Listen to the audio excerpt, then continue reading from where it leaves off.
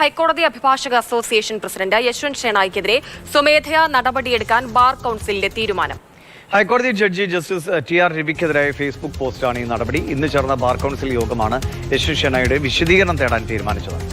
ബിനിൽ വിവരങ്ങളുമായിട്ട്. ബിനിൽ, വളരെ വിവാദമായ വിഷയമാണ്. എന്താണ് ബാർ കൌൺസിലിന്റെ തീരുമാനം? ഈ യശ്വന്ത് ഷേണായിയുടെ എന്തെങ്കിലും പ്രതികരണങ്ങൾ ഇതിനോട് ഉണ്ടായിട്ടുണ്ടോ?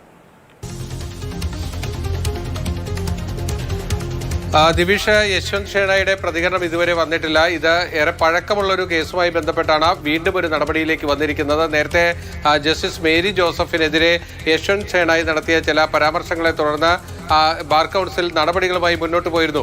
ആ നടപടികൾ റദ്ദാക്കണമെന്ന് ആവശ്യപ്പെട്ടുകൊണ്ട് യശ്വന്ത് ഷേണായി ഒരു ഹർജി ഹൈക്കോടതിയിൽ നൽകിയിരുന്നു. ആ ഹർജി ഇന്നലെ ജസ്റ്റിസ് ടി.ആർ. രവി തള്ളി. അതിന് പിന്നാലെയാണ് ജസ്റ്റിസ് ടി.ആർ. രവിക്കെതിരെ സമൂഹ മാധ്യമങ്ങളിൽ യശ്വന്ത് ഷേണായി പോസ്റ്റ് ഇട്ടത്. ആ പോസ്റ്റാണ് ഇന്ന് ബാർ കൌൺസിലിന്റെ ചർച്ചയ്ക്ക് വന്നത്. അതിൽ വിശദീകരണം തേടാനും നടപടികളിലേക്ക് പോകാനും ആ ബാർ കൌൺസിൽ തീരുമാനിക്കുകയായിരുന്നു. ഹൈക്കോടതിയിലെ അഭിഭാഷക അസോസിയേഷന്റെ പ്രസിഡന്റാണ് യശ്വന്ത് ഷേണായി. യശ്വന്ത് ഷേണായിക്കെതിരെയാണ് ഇപ്പോൾ തുടർച്ചയായ 2 സംഭവങ്ങളിൽ നടപടികളിലേക്ക് ബാർ കൌൺസിൽ പോകുന്നത്.